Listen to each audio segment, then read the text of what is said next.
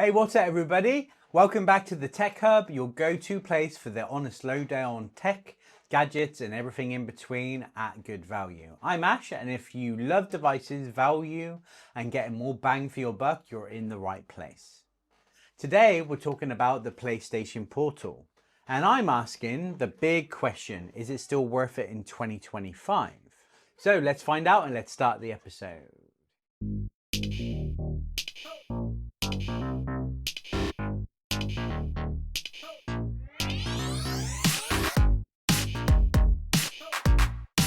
Okay, so here it is. It's a remarkable looking device. It's got a really good screen. The clarity, I cannot tell you how good it is. It's 1080p at 60 frames per second.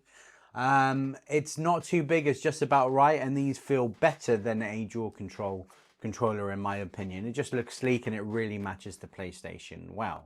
Now what attracted to me this is I had got a similar controller that made my iPad mini into kind of a PS Portal. I'll put that video link below. And for me, that was a substitute of this. And then I started seeing these prices on eBay and Facebook Marketplace. And I was quite astonished. I've never seen such a drop in price compared to brand new to on the pre-loved market. It was pretty much 50%. I found one in great condition, no box, but that didn't concern me at all. And it just works. Now, because I have got such good internet, it is worth doing, but a caveat, you really need a strong internet for, but like proper fiber optic 1 gigahertz for me, and I've had no issues. But when you look into the negatives, it's all about the internet connection. So let's go through the overview of this episode. So again, that big question, is it worth it in 2025? Spoiler alert, yes, absolutely. I think it is totally for my use case and for the price you can get it at, definitely. Okay, so normally I'm deep into GoPro reviews, Apple's latest releases or high-end gadgets, but lately I grabbed a pre-loved PlayStation Portal, and what I found has surprised me. So compared to its original retail price, which is at a premium and too much, and what it goes for now is astonishing. So it might just be one of the best value devices you can snag secondhand. So in this episode, I'll walk you through what the Portal is, its spec, its history, and what people are paying for it now on Amazon used or on eBay pre-loved. Whether that's a good deal, and of course we'll end up with my final verdict for 2025. But let's look into the history and the specs. So let's start with a bit of a background on this product. So the PlayStation Portal was released by Sony in November 2023. It was Sony's attempt to make a dedicated remote play device so that you can stream your PS5 games over Wi-Fi to a handheld screen with minimal lag using DualSense controller features. For me, they've never really released anything since the PS Vita for handheld, and this I think is a good way to do that as well and still use your main PlayStation. So a quick run through of the specification. The display is 8-inch LCD, which is 1920 by 1080p resolution. So full HD at 60 Hz refresh rate. Controller integration, it has the full DualSense controller built in, so the adaptive triggers, the haptics, but no internal games. It doesn't run PS5 hardware, it streams from your console, period. Now, just like I said at the intro, I think the controllers feel better than DualSense controllers. It has Wi-Fi 5 and 6, it needs a strong home Wi-Fi, pretty much in the same room, strong signal for best results. It also has USB-C for charging, ergonomic handles, lightweight, but with controller weight built in. Battery life limited because it's streaming and controller features. It's more of a device to stay plugged in if you want reliability, and not for out and about. It's more remote play at home.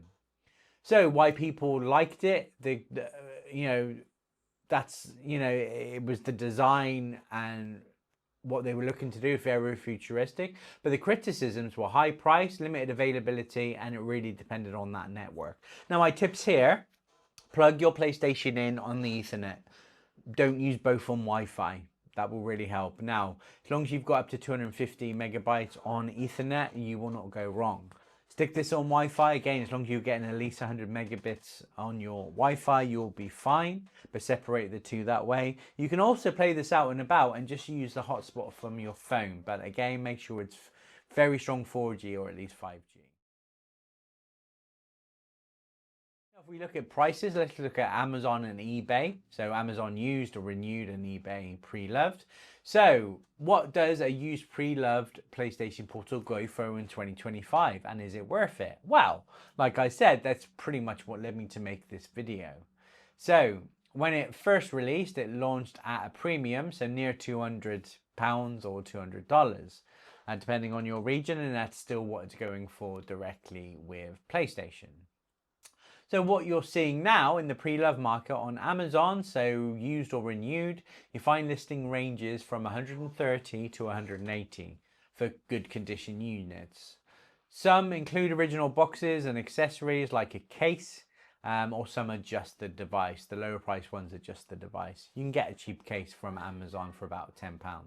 On eBay, there's more variety. Clean units with box and accessories from 120 to 150. Units with some wear and tear, maybe less than 120, but you're going to take a sacrifice for value there. Occasionally, if you get a higher mint condition one, unopened, talking about £150, but those are rare, not a value unless you're a collector.